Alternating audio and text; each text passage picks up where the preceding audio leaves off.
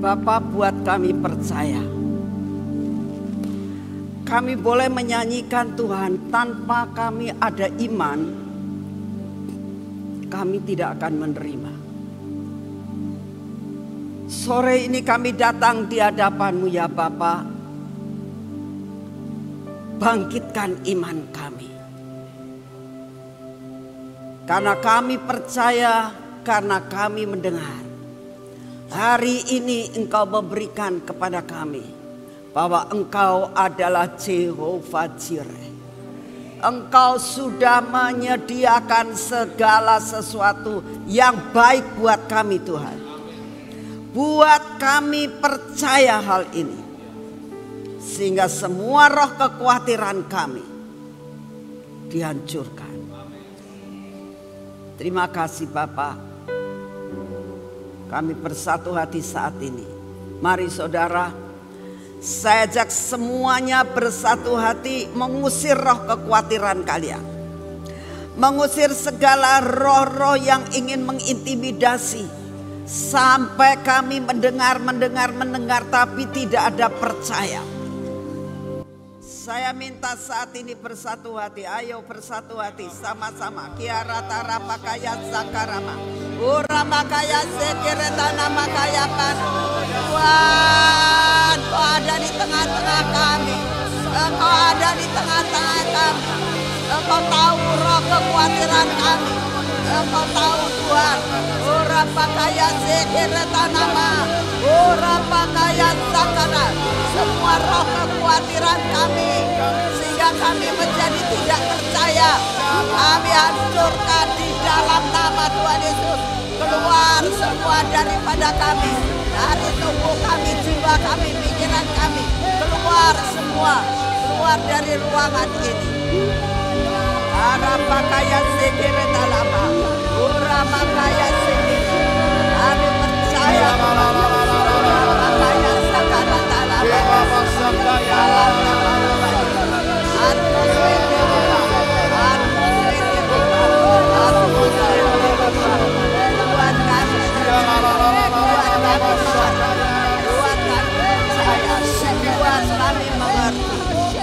Terima kasih Bapak, terima kasih Tuhan. Biarlah atmosfer pengertian yang benar saat ini ada dalam hidup kami. Masuk dalam hidup kami. Kami diberikan roh pengertian, dapat menangkap firman-Mu, mencerna dengan benar, dan iman kami timbul, dan kami akan menerima. Terima kasih Bapak. Kami mengucap syukur sore hari ini. Sampaikan apa yang Engkau mau, dan buat kami bisa nangkap, kami menerima semuanya ini, dan kami pulang dengan suatu pengharapan yang luar biasa. Dalam nama Tuhan Yesus, yang percaya katakan sama-sama, amin. Sekali lagi beri kemuliaan buat Tuhan saudara. Beri kemuliaan buat Tuhan, karena Tuhan itu sangat baik. Dia adalah Jehovah Jireh, selalu menyediakan ya. Saudara, pada waktu Tuhan bicara tentang patok keamanan, kita semua tidak pernah mengerti bahwa bakal terjadi seperti yang baru-baru terjadi kemarin ini ya. Saya pun tidak mempunyai prasangka seperti itu, dan Tuhan tidak berbicara perkara itu. Tapi satu hal kita tahu dan mengucap syukur, saya sampailah, aduh Tuhan, Engkau itu benar Jehovah Jireh, selalu menyediakan kebutuhan dari tiap-tiap anak-anaknya. Nah, sekarang ini tanggal 23 kita tahu bahwa tanggal 23 itu kita akan merayakan Rosh Hashanah. Nah, sekali lagi saya mau sampaikan, apa sih Rosh Hashanah itu? Sebenarnya Rosh Hashanah adalah hari pergantian musim atau pergantian tahun buat umat pilihan Tuhan. Buat umat pilihan Tuhan. Perjanjian antara Tuhan dengan Abraham. Bahwa setiap pergantian tahun pasti ada perkara-perkara yang ajaib. Itu terjadi. Nah, itu pergantian tahun, perjanjian antara Tuhan dengan Abraham. Saudara dan saya ini adalah anak-anak keturunan Abraham secara rohani, betul? yang berhak menerima akan semua apa yang dijanjikan dan yang disediakan. Nah, nanti untuk pergantian tahun ini Tuhan itu memberikan kepada saya suatu tema tentang kunci kelimpahan. Ya. Saya belajar untuk menerima segala sesuatu yang Tuhan berikan. Ya. Sekalipun dalam keadaan apapun, saya tetap percaya kepada Tuhan. Saudara, saya ajak saudara dan saya itu, kalau dapat janji Tuhan dalam keadaan apapun, sekalipun seolah-olah tidak memungkinkan, tetap percaya. Pasti kita akan menerima. Ya. Jadi itulah yang saya katakan, ayo timbulkan imanmu supaya benar-benar saudara dan saya di masa-masa kekeringan, saudara itu bisa merasakan tidak ada kekurangan. Amin. Semua rindu, saya pun rindu. Ada sesuatu tiang awan dan tiang api yang Tuhan sedang sediakan buat saudara dengan perlindungan patok keamanan itu. Nah, sekarang kita akan bicara tentang untuk melakukan suatu persiapan apa sih supaya kita itu bisa mendapatkan kunci itu. Amin. Ya.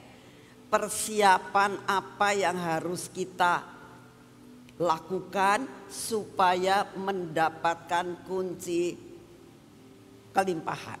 Ini yang harus ada persiapan ya.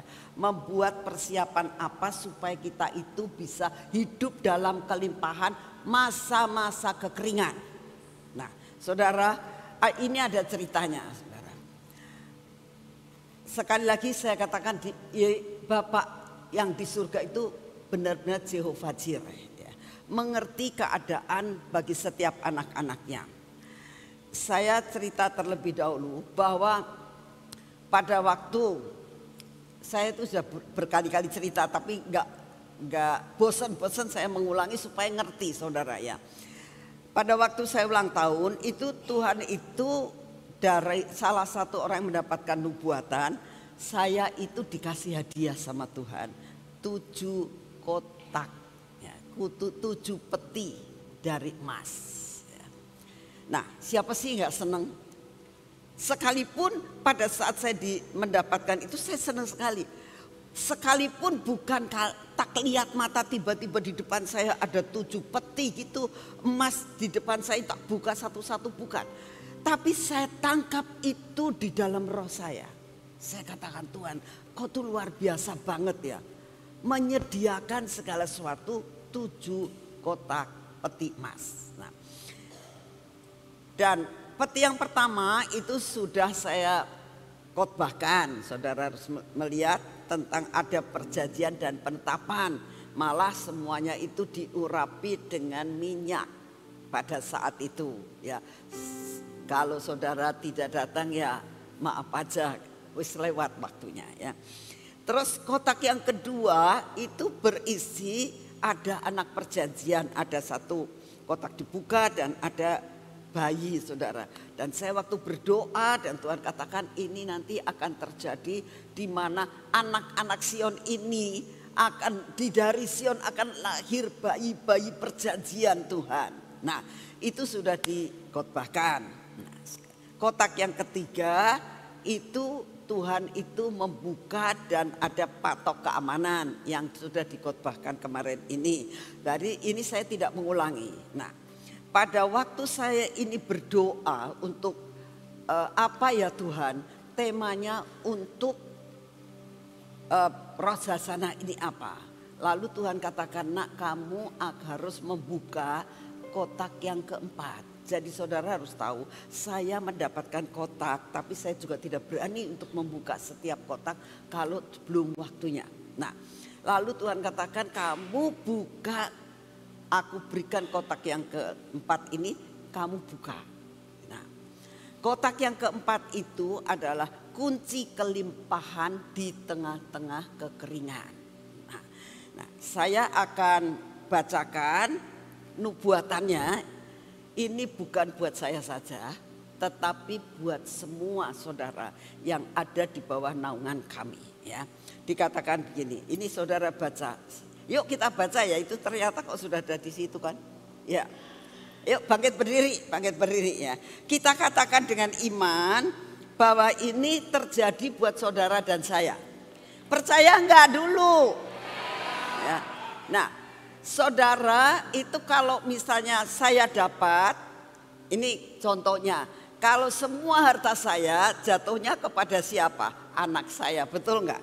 Nah, kalau saudara merasakan anak-anak rohani, otomatis akan mendapatkan hak yang sama. Jelas? Ya. Jadi ini bukan untuk saya saja, tetapi untuk semua anak-anak rohani yang ada. Kalau saudara percaya akan menjadi kenyataan saudara. Tapi kalau nggak percaya ya saya nggak bisa geret-geret saudara. Jelas ya? Percaya ya? Ya. Kita baca dengan iman sekarang ini. 2, 3. Tuhan Yesus berkata, hambaku, aku tidak akan meninggalkanmu sedetik pun. Ingat ya, Tuhan tidak akan meninggalkan saudara dan saya barang sedetik pun. Ini juga sesuai dengan firman Tuhan. Ya, betul?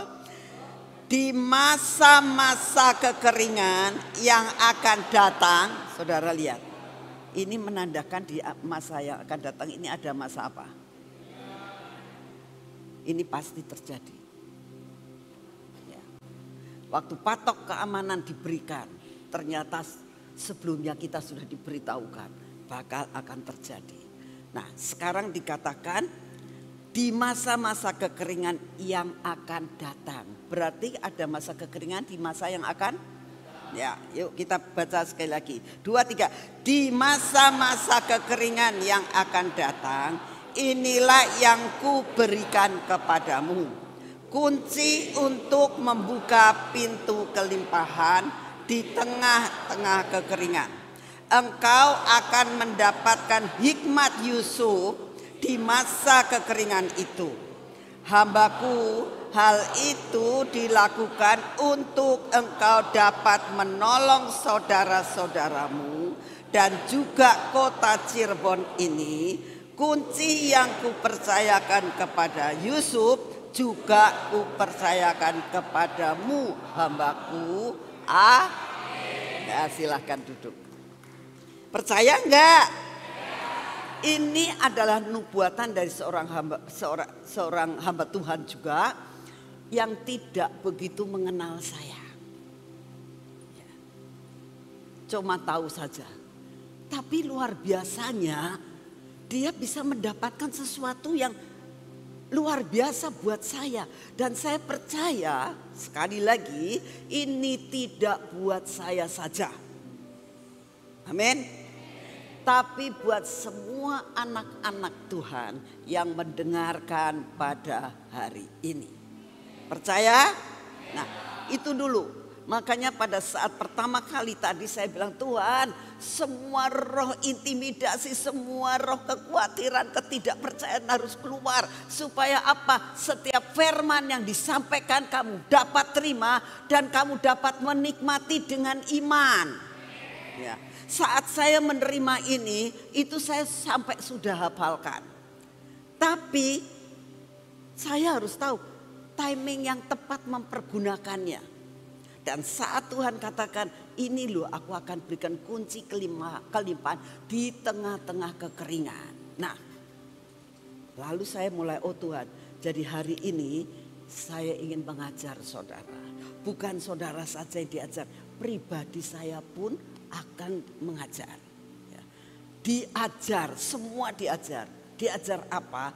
Untuk mempersiapkan diri. Supaya ya, kunci yang nanti saudara terima nanti tanggal 23 itu, saudara ngerti cara bukanya bagaimana, cara mempergunakannya bagaimana, dan apakah aku bisa menerima hal ini. Saudara, saya mau sampaikan ya, memang pada tanggal 23 itu semua yang datang itu dikasih kunci secara kenyataan. Tapi tidak semua yang datang bisa mempergunakan kunci itu dan menikmati. Saya sampaikan. Ya. Sekali lagi, tanggal 23 itu semuanya dikasih kunci. Ya. Kuncinya bagus banget. Ya. Bisa saudara taruh di kalung begini. Saudara bisa taruh di tas saudara dan sebagainya. Ya. Tapi sekali lagi saya sampaikan, yang menerima nanti tanggal 23 belum tentu bisa menikmati kelimpahan. Lalu saudara katakan, jadi bagaimana?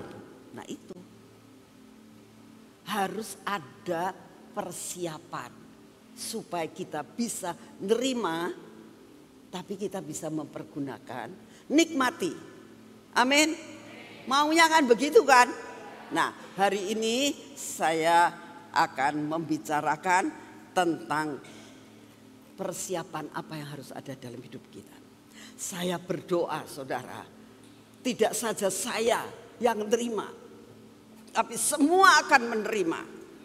Ya. Suatu saat Musa mengatakan, suatu saat ada seorang yang mengatakan kepada Musa, kalau nggak salah waktu itu Yosua atau siapa, Bapak, itu orang-orang kok bisa kepenuhan roh, sedangkan mereka tidak seolah-olah tidak kepilih. Gitu. Musa katakan, alangkah bahagianya aku kalau semuanya ini dipenuhi oleh Roh Kudus, sehingga itu membuat saya tidak terlalu susah. Nah, demikian juga saudara. Saya sangat merindukan semua yang nerima itu akan benar-benar dapat mempergunakan. Sehingga tidak ada kemiskinan lagi. Ya. Tidak ada kekurangan lagi. Dan saya sebagai seorang hamba Tuhan, saya akan mengatakan Tuhan bersyukur kalau di tengah-tengah kekeringan semua anak-anakku itu merasakan kelimpahan, bahkan ngomong gini, ini mau dibagikan ke siapa lagi ya Bu Nani? Ini mau dibagikan ke siapa lagi ya Bu Nani? Yang ini dibagikan ke siapa lagi? Nah, saya akan merasakan betapa luar biasanya tuh. Siapa yang mau seperti itu? Sebab begini, nanti bakalnya dikatakan sehingga engkau akan menjadi berkat di kota Sion. Dan juga di tempat-tempat lain kau akan dapat menjadikan berkat. Loh, siapa sih yang gak bangga menjadi seorang ibu yang melihat anak-anaknya bisa membagi berkat-berkat kepada orang lain dan tidak untuk diri sendiri. Sangat berbahagia. Nah, oleh karena itu hari ini perhatikan baik-baik. Ya, perhatikan baik-baik. Siapa sih yang persyaratan apa supaya mendapatkan dipercaya untuk memakai kunci itu? Siapa? Yang pertama dikatakan, apa itu kunci? Apa itu kunci? Kunci itu sebetulnya apa sih definisinya? Sebenarnya kunci itu adalah alat untuk membuka jalan. Betul nggak? Ya. Kunci adalah suatu alat yang bisa membuka jalan kita keluar ke situ. Betul? Ya. Saudara, kunci itu penting sekali. Karena apa? Yaitu bisa membuka jalan apa yang ada di hadapan kita. Saya pernah punya pengalaman saudara. Sekalipun saya ini dapat dikatakan tua-tuanya lah di gedung Gracia ini. Tapi aku tuh gak punya kunci saudara. Jangan dikira Ibu Nani itu punya kunci Gracia. Gak punya kunci Gracia. Jadi kunci Gracia itu tidak. Saya tuh tidak punya kunci Gracia. Nah, suatu saat hari Minggu, kala itu ada pelayanan apa di gereja mana gitu, saya lupa. Perlu ngambil jubah. Nah, saya ada di taman. Oh, mas saya tuh mau ambil jubah. Waduh, Komeng nggak ada ya, saya bilang gitu. Komeng itu kalau hari Minggu sekarang off. Karena sudah punya keluarga yang baru. Ya. Jadi Siapa yang punya kunci? Loh, saya sampai nggak ngerti siapa yang punya kunci. Siapa ya yang punya kunci ya? Di antara pengurus kita siapa yang punya kunci? Gak ada loh, di antara pengurus nggak ada yang punya kunci. Nah, jadi saya akhirnya memanggil juru kunci. Ya, telepon, Pak, ada di mana? Di rumah Bu. Ke Gracia sih, bawa kunci Gracia ya. Saya bilang gitu. Siap. Ini Kela mau ngambil jubah nggak ada. Lalu dia datang. Dia buka kunci Gracia. Baru bisa masuk. Ngerti? Ya. Nah, sekarang yang saya percaya kunci Gracia itu orang sembarangan atau orang yang saya kenal. Ngerti? Ya, jelas ya. Jadi yang dipercayakan adalah orang yang dikenal. Sekarang pertanyaannya, ini tadi kan cerita ya kan. Saudara merasa kenal sama Tuhan kan?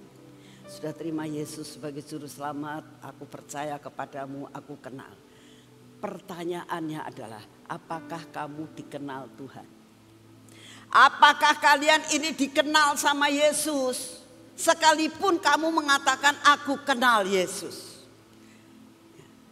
Tapi sekarang pertanyaannya, apakah aku dikenal sama Yesus? Bukan sekedar aku mengenal Yesus, tapi apakah aku dikenal Yesus? Ya. Kita baca sama-sama di dalam Matius 7 ayat 21. Firman Tuhan mengatakan begini. Bukan setiap orang yang berseru kepadaku, Tuhan, Tuhan, akan masuk ke dalam kerajaan surga. Melainkan persyaratan masuk ke dalam kerajaan surga adalah dia yang melakukan kehendak Bapakku yang di surga. Saudara, kalau saudara merasakan dikenal oleh Tuhan, saudara akan melakukan apa yang Tuhan mau dan tidak melakukan apa yang Tuhan tidak mau. Itu persyaratannya. Ya. Koreksi diri saat ini. Apakah aku selalu melakukan apa yang Tuhan mau dan aku tidak akan melakukan apa yang Tuhan tidak mau? Itu namanya kenal. Saudara, ya, saya mau kasih contoh tentang hubungan antara Kean dan mamahnya. Ya. Saya sampai, untung anaknya tidak ada ya, jadi saya bisa ngomongin dia. Anaknya ada di kids. Dia itu benar-benar mengenal mamahnya, sangat mengenal, sehingga apa yang diinginkan mamahnya itu dia lakukan. Kemarin ini waktu dia sangat terikat dengan iPad, saya ngomong sama mamanya, kalau saya ini oma, jadi terlalu apa ya? Ya terlalu sayang jadi kendor. Kalau ngomongin dia tuh nggak sampai hati gitu loh. Jadi tapi ini anak mesti diajar, pikir saya gitu. Cuman saya itu terlalu ngelos gitu loh. Ya sudah gitu. Kan sebetulnya nggak boleh kan. Nah saya ngomong sama mamanya, ini anak begini-begini loh, harus diajar. Mamanya datang. Lalu dia dideketin sama mamanya. Dia ngomong begini, dia omongin. Tidak sepatah kata pun dia bantah. Sama sekali gak ada pembantahan. Diem, air matanya keluar. Terus mamanya bilang, ya kamu mesti bertobat gitu. Ya, mau kan? Mau. Dia mau sungguh-sungguh. Sesudah itu kan kita doakan semua di pelepasan dan sebagainya. Terus apa yang dia lakukan? Ini iPad-nya mah. Saya sampai salut. Betul, dia begitu bertobat, dia terus ngomong, ini yang Roblox yang menurut mama gak suka, dihapus aja. Hebat gak? Ini loh namanya kenal. Dia tidak mau menyusahkan mamanya. Dia tahu mamanya nggak suka. Dan Tuhan nggak suka. Dia merelakan. Sedangkan biasanya ini namanya anak bangun tidur ya pakai iPad. Pulang sekolah, wis diajak pergi, yuk Kean kita makan yuk sama-sama family time. Mau makan di rumah aja. Kalau mau pergi begini, kita makan di rumah. Hore! Karena apa? Karena ini. Tapi kemarin ini saya salut banget. Diserahkan sama mamanya. Malam itu juga. Gak pakai besok. Gak pakai besok ya mah bertobatnya. Enggak. Langsung ini namanya betul-betul dia mengenal dan dikenal. Dia mengenal siapa mamanya. Dan mamanya sangat mengenal dia. Jadi ini loh yang Tuhan mau. Melakukan apa yang Bapak mau. Dan tidak melakukan apa yang Bapak tidak mau. Saudara, ayo hari-hari ini sebelum tanggal 23 koreksi diri. Kalau perlu kamu puasa, sungguh. Saya anjurkan untuk puasa. Puasa untuk apa? Bukan puasa untuk dapat kunci. Puasa buat menyalibkan kedaginganmu. Puasa buat membereskan hidup kalian. Sungguh saya sangat mendorong. Perlu adanya dipuasani semua yang tidak benar di hadapan Tuhan.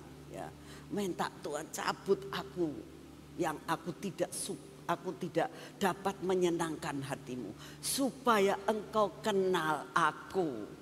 Kalau kenal itu melakukan apa yang Bapak mau dan tidak melakukan apa yang Bapak tidak mau. Saudara, nih saya sekarang dilarang nonton Instagram, lihat. Tapi di situ tuh masih ada. Saya tidak hapus, tapi saya nggak pernah memberi komentar, memasukin apapun juga di situ.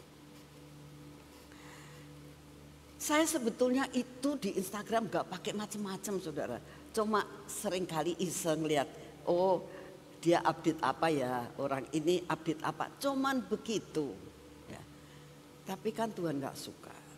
Saya belajar apa yang Tuhan tidak suka. Aku belajar. Ya, aku belajar. Loh, sekarang seperti kemarin. Saya itu sebetulnya seneng sama film detektif. Seneng. Kemarin ini anak-anak pada nonton film detektifnya Oma-Oma tua ya.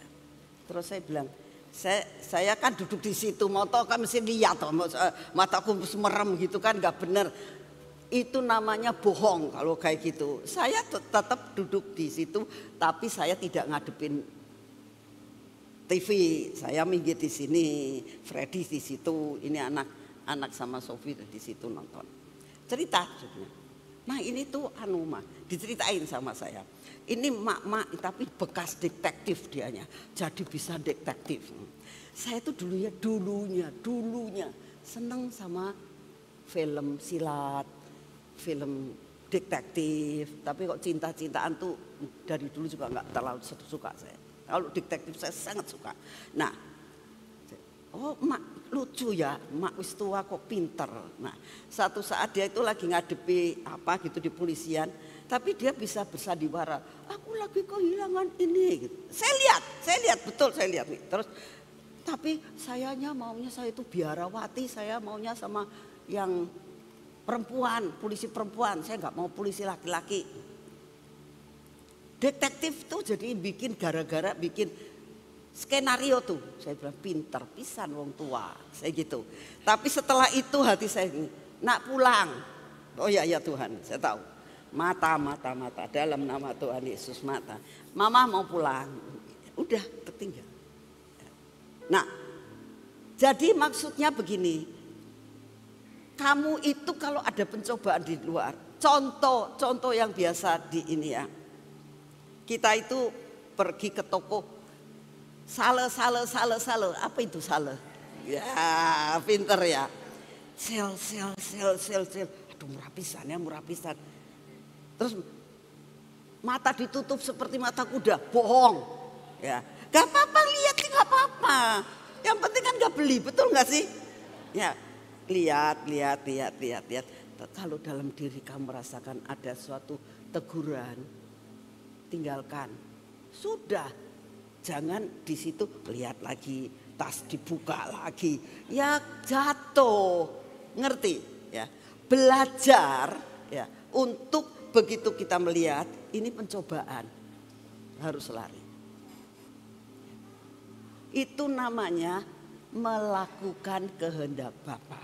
Ya. Manusia nggak bisa kudus 100% saudara. Ya. Karena kita punya mata, punya telinga. Tapi begitu ada alarm dari Tuhan, tinggalkan semuanya itu. Ya. Karena kita tahu Tuhannya tidak suka. Ya. Belajar kita ngerasa Tuhannya nggak suka. Nah, saya lihat Kean itu dia merasakan saya mau melakukan ini karena saya tahu mama nggak suka. Jadi benar-benar yang seperti itu yang Tuhan mau di dalam kehidupan saudara dan saya. Ya. Terus dikatakan begini. Pada hari terakhir nih ya. Ini dikatakan pada hari terakhir. Sekarang ini sudah zamannya terakhir. Kedatangan Tuhan itu sudah amat sangat singkat. Pasti saudara mendengar. Hati-hati ya tanggal 23 bulan 9 Tuhan Yesus akan datang. Pernah dengar gitu kan? Ya. Coba saya mau tanya, siapa yang pernah baca atau dengar perkara itu? Coba angkat tangan, enggak dosa ya. Nah, iya kan? Tapi saudara, kita nggak tahu apakah betul terjadi. Ya. Ini dikatakan hari-hari terakhir. Nah, ini ada firman mengatakan ini. Pada hari terakhir banyak orang akan berseru kepadaku. Dan nanti banyak sekali dikatakan, Tuhan, Tuhan, bukankah aku bernubuat demi namamu? Ini berarti orang ini kenal Tuhan. Sampai dapat karunia. Betul enggak? Ini orang kenal Tuhan. Dan hari-hari terakhir akan terjadi banyak orang yang mengenal Tuhan. Mengenal Tuhan. Ya, mendapatkan karunia bernubuat. Nah, lalu dikatakan lagi. Tuhan, bukankah aku bernubuat dengan namamu, mengusir setan demi namamu. Ini orang benar-benar pelayanan. Kalau enggak pelayanan, dia enggak akan punya pelayanan buat pelepasan. Sudah pelayanan, sudah bisa pelepasan, melepaskan orang yang terikat. Ini luar biasa loh. Kenal Tuhan. Mungkin aktivis. Ya, pelayan Tuhan yang luar biasa. Lalu dikatakan lagi, bukankah aku juga mengadakan banyak mujizat demi namamu juga? Pada waktu itulah aku akan berterus terang kepada mereka dan berkata, aku tidak pernah, bukan aku dulu pernah kenal kamu sekarang tidak. Aku tidak pernah, jelas ya, aku tidak pernah mengenal kamu. Enyahlah daripadaku kamu sekalian pembuat kejahatan. Loh, mengusir setan masa jahat? Bernubuat masa jahat? Kenapa dikatakan kamu berbuat jahat? Karena tidak melakukan apa yang Tuhan mau. Tapi melakukan apa yang Dia mau. Itu pun Tuhan tidak suka. Nah, ingat, ya, mau dikenal Tuhan, ya, mau mengenal Tuhan, caranya bagaimana? Ini lihat, Yohanes 10 ayat 14. Akulah gembala yang baik dan aku mengenal domba-dombaku dan domba-dombaku mengenal aku. Ya, kalau kamu domba, pasti mengenal tuannya dan tuannya mengenal kamu. Dua-duanya kenal. Ya. Tadi saya cerita tentang Sophie dan Kean. Kean tidak bisa disabetin. Oh, kata Oma kamu main ini. Sini. swabutin, duer. Saya juga nggak tega kalau sampai digituin. Bener nggak? Tapi mamanya tahu anak ini cara untuk memberitahukan sampai anak ini bertobat. Saya tahu itu juga pekerjaan Roh Kudus. Ya. Tapi saya sungguh-sungguh namanya hubungan yang erat. Ya. Punya hubungan yang erat dengan Tuhan. Ya. Punya kedekatan relationship yang baik. Ya. Itu yang Tuhan mau. Itu namanya kita bisa kenal dan sama-sama. Kalau kita tahu dia nggak suka, saya nggak akan lakukan. Ya. Karena apa? Karena kita tahu kita nggak mau menyakitkan hatinya. Ya. Ini namanya hubungan yang erat. Ya. Jadi itu yang Tuhan sungguh sangat suka. Hubungan antara Daud dan Tuhan. Hubungan antara Musa dan Tuhan. Itu adalah yang mau ini dikenal sama Tuhan. Musa sangat dikenal sama Tuhan. Musa mengenal Tuhan. Daud dikenal oleh Tuhan dan Daud juga mengenal Tuhan. Sadrah, Mesah dan Abednego itu dikenal Tuhan dan mengenal Tuhan. Contohnya, saat dia masa di dalam kesesakan, dia katakan, sekalipun Tuhanku tidak tolong aku, sehingga aku tidak dilepaskan dari masalah ini, aku tetap tidak akan menyembah patung itu. Karena ketiganya itu benar-benar kenal Tuhan. Dan Tuhan kenal dia. Makanya ditolong. Pada masa kesukaran, saudara dan saya pasti ditolong Tuhan. Kalau dikenal. Kalau dikenal, kamu ngalami apa? Pasti ditolong. Itu pasti. Dan tidak akan dibiarkan. Karena kita dikenal. Jadilah domba yang mengenal akan gembalanya, dan gembala itu pasti menyelamatkan domba-dombanya. Sekalipun nakal, pasti dibawa kembali. Ya. Ini yang pertama. Ya. Saudara, koreksi diri, kalau perlu harus puasa. Tuhan, buat aku caranya bagaimana? Aku harus punya relationship yang benar dengan Engkau. Dengan cara supaya Engkau mengenal aku, Tuhan. Bukan aku mengenal Engkau, tapi Engkau mengenal aku, Tuhan. Bukankah seringkali kita kalau doa begini, Tuhan, Engkau tahu sedalam-dalamnya hatiku, Tuhan.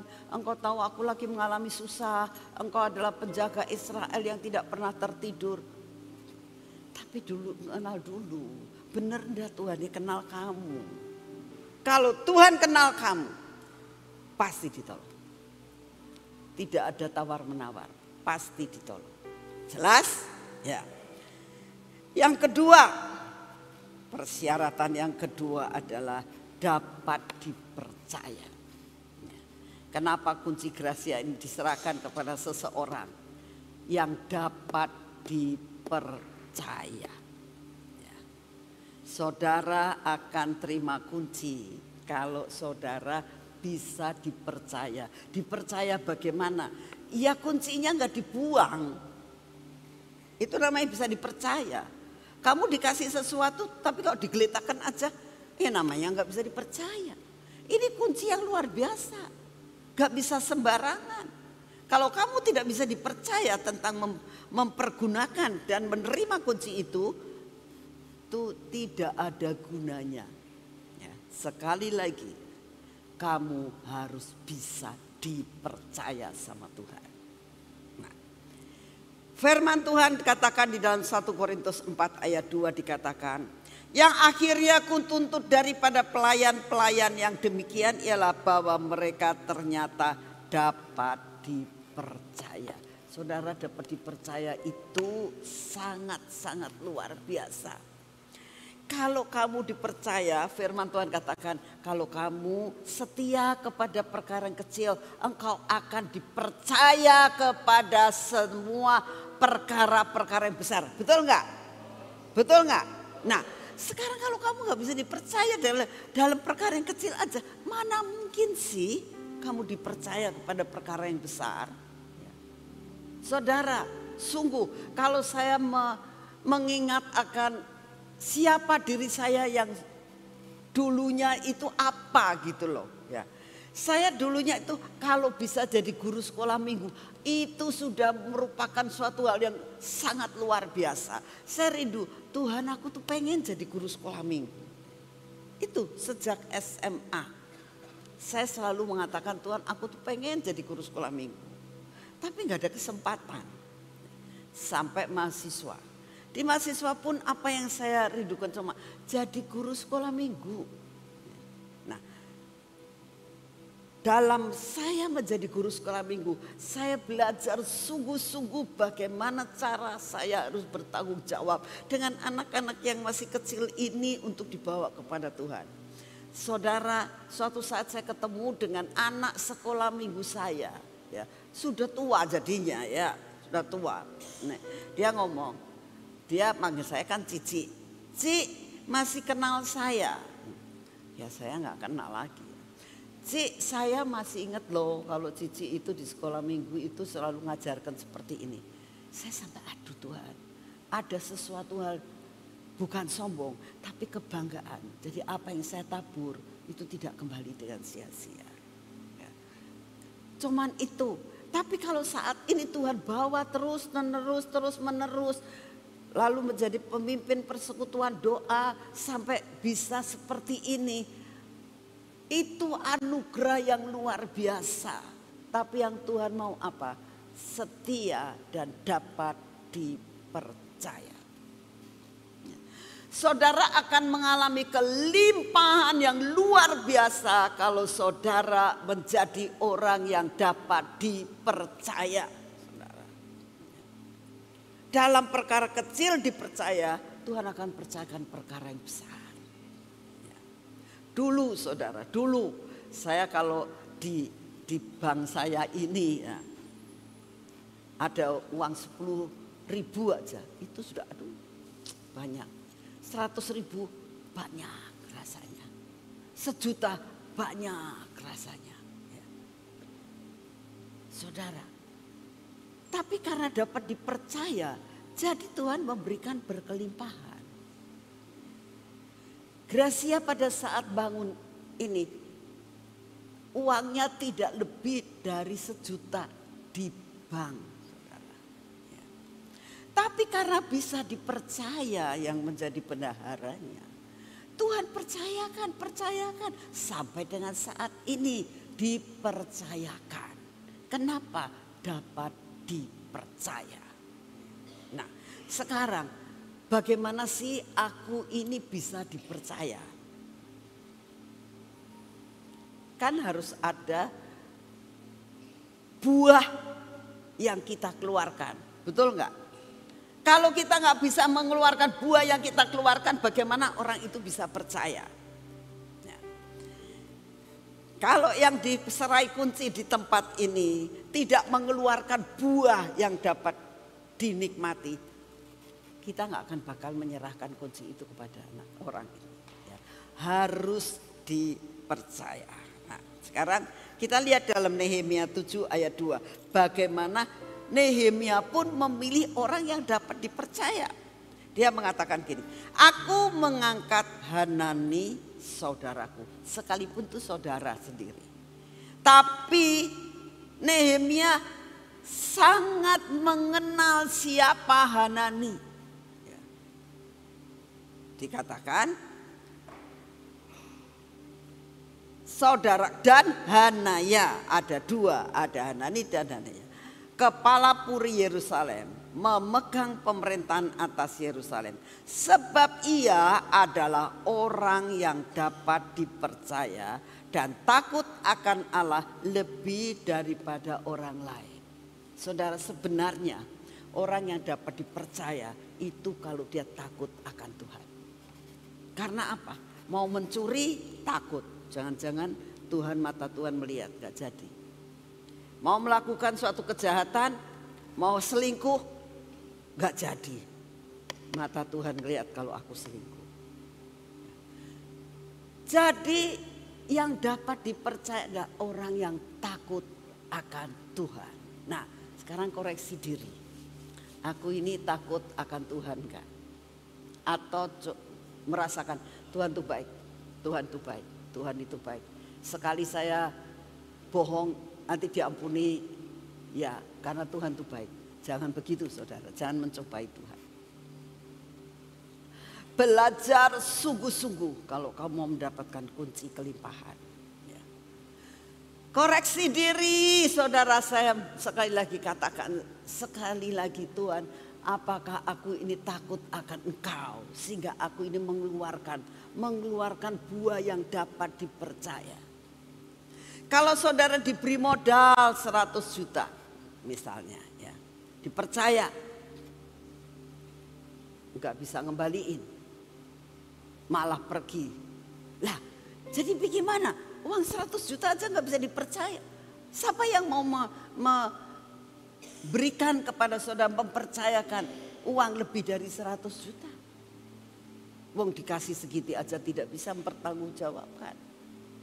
Sekali lagi harus bisa dipercaya. Contohnya Yusuf. Ya. Kita akan baca dalam Kejadian 42 ayat 38. Lalu berkatalah Firaun kepada pegawainya, mungkinkah kita mendapat orang seperti ini? Seorang yang penuh dengan apa? Roh. Nah, saudara. Penuh dengan apa? Sekali lagi. Orang yang dapat dipercaya, ciri-cirinya adalah orang itu takut akan Tuhan. Karena di dalamnya ada kepenuhan Roh Kudus. Ya. Kata Firaun kepada Yusuf, oleh karena Allah telah memberitahukan semuanya itu kepadamu, tidak ada orang yang sedemikian berakal budi dan bijaksana seperti engkau. Jadi kenapa Yusuf itu langsung direct dari narapidana menjadi pemimpin? Direct ini. Kalau pakai kereta sebentar nyampe. Kenapa? Penuh dengan Roh Kudus. Takut akan Tuhan. Sehingga Tuhan kasih akal budi dan bijaksana. Ini harus ada dalam hidup saudara supaya bisa dipercaya. Ya. Jadi persyaratan yang kedua, kamu harus bisa dipercaya kalau engkau mengalami kelimpahan. Supaya jangan sampai pada saat engkau mendapatkan kelimpahan, lupa daratan yang diingat lautan saja. Ya. Ngerti maksudnya? Yang enak-enak, yang senang-senang. Kamu sekarang kok gak persekutuan? Bisa online. Kalau hari ini gak bisa, besok bisa. Besok gak bisa, lusa bisa. Loh, dulunya kamu itu kan aktif banget sebagai asyir. Sibuk sekarang. Kan melayani Tuhan tidak harus jadi asyir. Saya bisa jadi pendoa syafaat di rumah saya. Orang yang selalu seperti itu punya 1001 alasan untuk membenarkan diri. Karena apa?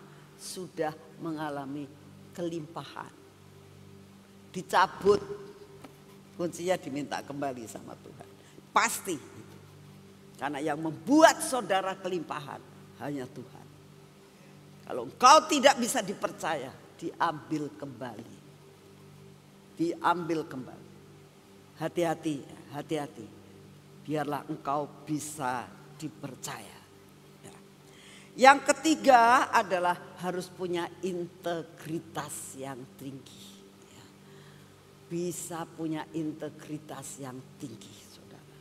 Apa sih integritas itu? Ya. Integritas itu adalah tingkah laku yang jujur dan menjadi teladan. Kalau kita lihat apa yang dialami oleh Yusuf, dia itu benar-benar mempunyai sifat yang sebagai teladan dan berbuat baik. Kejadian 40 ayat 6 dikatakan begini. Ketika pada waktu pagi Yusuf datang kepada mereka, segera dilihatnya bahwa mereka bersusah hati. Lalu ia bertanya kepada pegawai-pegawai istana Firaun yang ditahan bersama-sama dengan dia di dalam rumah tuannya itu. Mengapa hari ini mukamu semuram itu? Saudara, ini sama-sama narapidana. Ya, sama-sama di penjara. Seharusnya Yusuf itu merasakan sakit hati, ya, tidak puas, ada roh pemberontakan. Karena sebenarnya dia gak salah. Ya. Dia gak berbuat apa-apa terhadap istri Potifar. Kenapa aku harus masuk penjara? Kalau 2 orang pejabat minuman dan makanan, ini jelas-jelas salah. Yusuf tidak salah. Harusnya ada sakit hati dalam hidupnya. Harusnya ada ketidakpuasan dengan keputusan pemerintah. Tapi apa yang dilakukan?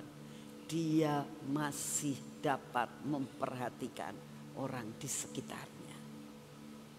Dia tidak berfokus kepada persoalannya sendiri. Kamunya punya masalah, aku juga punya masalah. Gak mau berbagi. Tapi saudara tahu, dia punya teladan yang baik. Masalah yang berat sekalipun, pada saat dia menghadapi masalah, dia bisa menolong orang lain. Itu yang dinamakan punya integritas.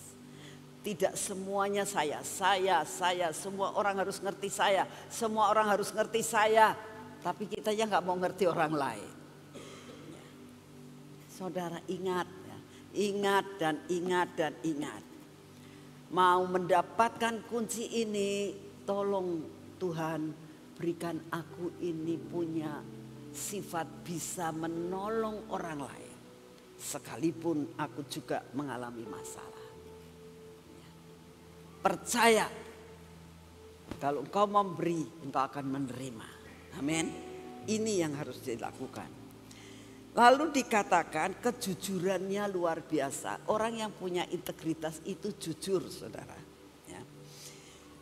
Saya tidak baca seluruhnya karena waktu, ya. Dikatakan ayat Kejadian 39 ayat 4. Setelah dilihat tuannya bahwa Yusuf disertai Tuhan dan bahwa Tuhan membuat berhasil segala sesuatu yang dikerjakannya. Kenapa? Kenapa Tuhan itu menyertai Yusuf? Karena dia dikenal sama Tuhan. Kalau engkau dikenal, dalam keadaan apapun engkau pasti ditolong. Dalam keadaan susah, dalam keadaan kejepit, dalam keadaan menghadapi masalah besar maupun kecil, pasti Tuhan tolong. Karena engkau dikenal sama Tuhan. Ya. Jadi Tuhan tolong dia. Sampai dikatakan ayat yang ke-6. Segala miliknya diserahkannya kepada kekuasaan Yusuf. Dan dengan bantuan Yusuf ia tidak lagi mengatur apa-apapun selain dari makanannya sendiri. Adapun Yusuf itu manis sikapnya, elok parasnya. Nah ini bonus, saudara. Mukanya ganteng, bonus itu ya. Kalau saudara punya muka tampan dan sebagainya, itu bonus. Tapi yang Tuhan mau punya kecantikan, ketampanan di dalam hati. Itu yang membuat kita bisa menjadi berkat buat orang lain. Nah, ini yang Tuhan mau, kejujuran dan sebagainya. Lalu dikatakan, Yusuf itu tidak tergiur dengan apapun juga. Ya. Ayat 39 ayat 11. Pada suatu hari masuklah Yusuf ke dalam rumah untuk melakukan pekerjaan, sedang dari seisi rumah itu seorang pun tidak ada yang di rumah. Lalu perempuan itu memegang baju Yusuf sambil berkata, mari tidur dengan aku. Tetapi Yusuf meninggalkan bajunya di tangan perempuan itu dan lari keluar. Ini loh yang Tuhan mau ada dalam hidup saudara. Keadaan Yusuf ini seringkali terjadi dengan versi yang lain dalam kehidupan kita. Nah, mau tidak mau kita harus bekerja. Ini kan Yusuf mau nggak mau harus bekerja. Bekerjanya mesti di dalam rumahnya. Dan selalu ada pencobaan itu. Istrinya ngadang terus. Ya. Tapi kita lihat. Semasa kita bisa hindari. Kalau sampai ketangkap ya lari. Ngerti nggak maksudnya? Jadi kalau kita tahu jerat-jerat itu di situ dan kita tuh selalu ada dan selalu ada. Contohnya, ya, kita melihat akan semua keadaan di kantor kita, di dalam pekerjaan kita, semuanya caranya seperti itu. Tapi kita tahu, saya nggak mau ikut campur dalam urusan ini. Saya mau lurus, hindari semuanya itu, lari dari masalah itu. Itu yang Tuhan mau dalam kehidupan saudara dan saya. Contohnya banyak, tapi nggak mungkin saya bisa memberi contoh satu persatu saat ini. Tapi ingat, ya, lari dari pencobaan. Karena kita orang yang jangan merasakan kita itu sanggup bisa mengatasi semuanya. Gak bisa saudara, kita masih daging. Ya. Ingat akan hal itu. Lalu yang terakhir, ya, berani bayar harga. Kamu mau masuk, mendapatkan kunci, berani bayar harga. Apa Bu bayarannya? Ya. Bayarannya adalah kita harus belajar dari Ruth, cinta mati sama Tuhan. Cinta mati sama Tuhan. Jangan takut cinta mati sama Tuhan. Sungguh justru kamu cinta mati sama Tuhan. Ya. Tuhan kenal kamu. Sudah kemanapun juga kamu tidak bisa takut. Tuhan akan memberikan perkara-perkara yang luar biasa. Sungguh saudara, ini contohnya saya mengalami. Pada suatu saat Tuhan bawa saya itu pergi saya sudah kesaksian ini untuk ke Eropa. Dan saat itu Desember dan sebelumnya dari Eropa sudah mengatakan, Mami kalau nanti ke sini bawa baju yang sangat tebal. Kalau bisa 6 lapis dipakai sebab Mami sudah tua. Gitu ya. Di sana itu lagi ekstrem dinginnya. Kadang-kadang -11, -11, -12. Ya. Dingin sekali. Itu namanya di luar salju setumpuk bisa kadang-kadang 1 meter. Terlalu dingin. Saya cuma berdoa, Tuhan Engkau tahu kemampuanku, aku tuh bakal kuat gak sih kalau sedingin itu. Engkau sanggup melakukan segala sesuatu yang terbaik untukku. Sudah, selesai. Tuhan ngerti ya. 2 hari sebelum saya datang, dari sana ngasih tahu lagi, Mami sekali lagi bawa mantel yang tebal. Sekarang ini lumayan berapa? -6. Oh ya. Menurut cuaca, perkiraan cuaca, Mami datang itu tetap -6. Ya, saya bilang gitu. Sudah persiapan saudara dengan segala sesuatunya. Besoknya saya datang, malah plus. Kok bisa? Ya. Kalau kita menyenangkan hati Tuhan, Tuhan itu nolong kita dan memberitahukan sebatas kemampuan kita. Jadi sepanjang kami ada di Eropa, itu tidak ada yang namanya -11, enggak. -1, kadang-kadang enggak minus. Luar biasa. Sampai dimasukkan dalam suatu surat kabar dikatakan sepanjang sejarah belum pernah masa-masa winter Eropa mengalami seperti ini. Kok bisa? Buat Tuhan itu tuh tidak ada yang mustahil untuk tolong saudara dan saya. Yang penting kita itu berani bayar harga.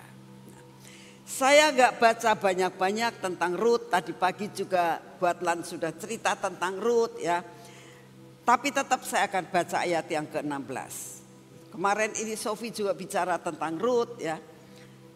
Ayat 16 dari Rut 1. Tetapi kata Rut, janganlah desak aku meninggalkan engkau dan pulang dengan tidak mengikut engkau. Sebab di mana engkau pergi, di situ juga aku pergi.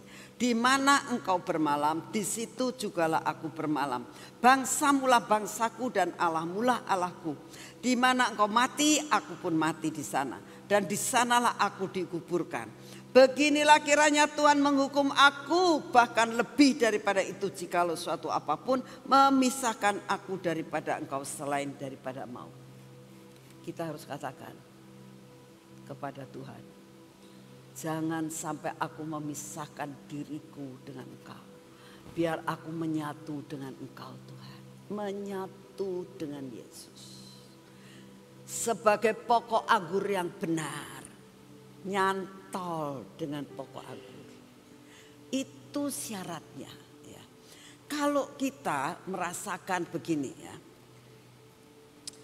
Aku mau dapat kunci karena aku ingin mengalami kelimpahan. Aku tidak mau tahu tentang Yesus. Aku tidak mau tahu tentang yang memberi kunci. Tapi aku mau itu loh, kunci kelimpahan harus jadi milikku. Jangan harap kamu dapat. Cinta dulu sama yang memberi kunci. Kalau kita bisa benar-benar mempunyai komitmen dengan yang pemberi kunci. Jangan salah tafsir. Jadi nanti saudara kasih kunci itu memang dibeli dengan dengan segala, pasti yang memberi itu mengeluarkan uang sebagai modal. Ya. Tapi bukan itu. Yang memberi secara profetik itu memang manusia. Tetapi yang memberi kelimpahan dan bagaimana cara kamu bisa membuka itu Yesus Kristus Tuhan. Sekali lagi ingat ya. Cintai Yesus. Cintai Yesus, komitmen dengan dia. Ya. Rut mengalami perkara yang ajaib. Ya. Dengan segala yang dia harus bayar harga. Sampai Tuhan yang lihat. Sebenarnya sih, ini misalnya Tuhan itu ngomong gini. Sebenarnya sih kamu tuh gak ada harganya. Orang Moab, bukan keturunan Abraham. Gak ada harganya. Gak masuk hitungan sebetulnya. Tetapi karena engkau punya hati yang seperti itu, mau bayar harga, ya sudahlah, aku angkat engkau sampai tak jadikan ke nenek moyang dari orang yang aku kasih, yaitu Raja Daud. Bahkan dijadikan keturunan daripada Yesus Kristus Tuhan. Itu perkara yang mustahil bisa jadi. Karena apa? Tuhan mengenal siapa Rut. Hari ini benar-benar saya mau sampaikan. Saudara harus dikenal sama Tuhan. Ya. Koreksi diri. Saya berdoa saudara mengerti akan hal ini. Katakan Tuhan, aku mau kau kenal. Aku mau kau kenal. Jangan menyakitkan hatinya. Lakukan bagian kamu. Menyenangkan hatinya. Apa yang Tuhan lakukan, yang Tuhan mau itulah yang kita lakukan. Jangan lakukan yang Tuhan gak suka. Pasti apa yang dialami Rut, saudara dan saya alami. Pasti tanggal 23 September ya, kunci kelimpahan Tuhan berikan kepadamu. Dan saudara dan saya akan menikmati apa yang sebenarnya Tuhan mau. Nanti dalam tanggal 23 itu banyak dibahas tentang strategi Yusuf. Ya, karena dikatakan apa yang Tuhan berikan kepada Yusuf itu yang akan saudara dapatkan. Sehingga Yusuf mengalami kelimpahan di dalam masa-masa kekeringan. Saudara pun akan mengalami kelimpahan di masa-masa kekeringan. Mengerti? Mari kita berdoa, ambil perjamuan saat ini. Biarlah kita saat ini masuk di dalam perjamuan kudus, menyiapkan hati untuk benar-benar kita masuk ke dalam apa yang Tuhan mau dalam kehidupan kita dan dimeteraikan dengan tubuh dan darah Yesus. Kita bangkit berdiri saat ini.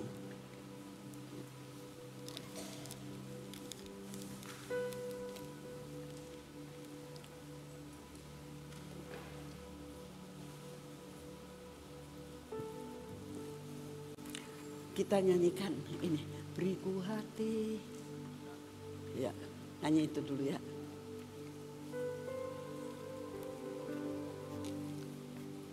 Kita menghadap di hadapan Tuhan, kita katakan beriku hati seperti hati Tuhan.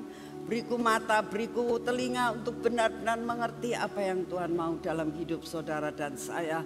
Lakukan pujian ini dengan hati yang sungguh-sungguh, minta kepada Tuhan, beriku hati Tuhan, beriku hati untuk percaya penuh kepadamu. Seperti hatimu. Beriku hati penuh ketaatan, penuh gelora cinta dan pujian. Berikan ku hati seperti hati Yesus yang menggenapi kehendak Bapa. Lakukan dengan segenap hati, keluarkan suaramu. Biarlah keluar dari hatimu yang paling dalam. Minta kepada Tuhan hati yang taat dan setia. Berikan ku hati seperti hati Yesus yang menggenapkan kehendak Bapa. Beriku hati penuh ketaatan, penuh gelora cinta dan pujian. Berikan ku hati seperti hati Yesus yang menggenapkan kehendak Bapa. Berikan ku hati seperti hati Yesus yang menggenapkan kehendak Bapa. Ya Tuhan, hanya karena anugerah-Mu kami akan dapat melakukan semuanya. Sebelum kami pulang dari tempat ini Tuhan, ubahkan hati kami. Beri kerinduan yang tidak tertahankan untuk mencari Engkau dan mencari Engkau. Dan melakukan apa yang Engkau mau, bukannya apa yang kami mau.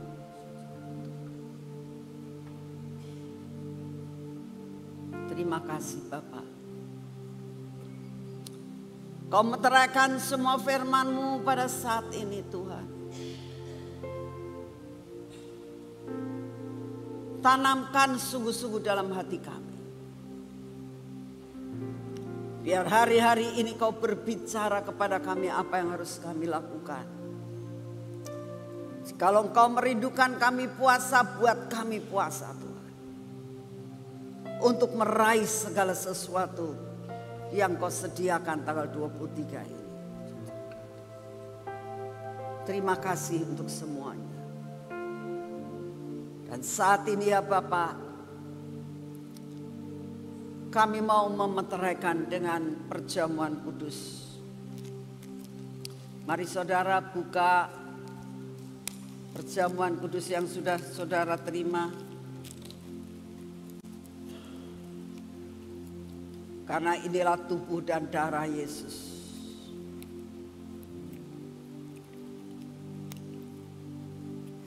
Mari kita angkat. Bapa, ini tubuhmu dan darahmu, lambang daripada apa yang sudah engkau korbankan buat kami. Engkau mengorbankan tubuhmu dipecah-pecahkan hanya untuk menebus dosa kami. Ini darahmu, darah perjanjian baru yang menghapus semua dosa kami. Biarlah pada malam hari ini ya Tuhan, Engkau jadikan roti ini tubuhmu yang melakukan kehendak Bapa. Pada saat kami makan, biar kami dapat melakukan kehendak Bapa. Di dalam nama Tuhan Yesus, mari kita makan dan minum.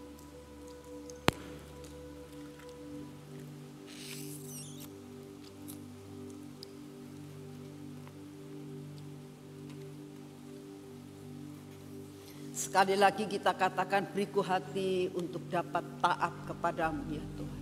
Beriku hati penuh ketaatan, penuh gelora.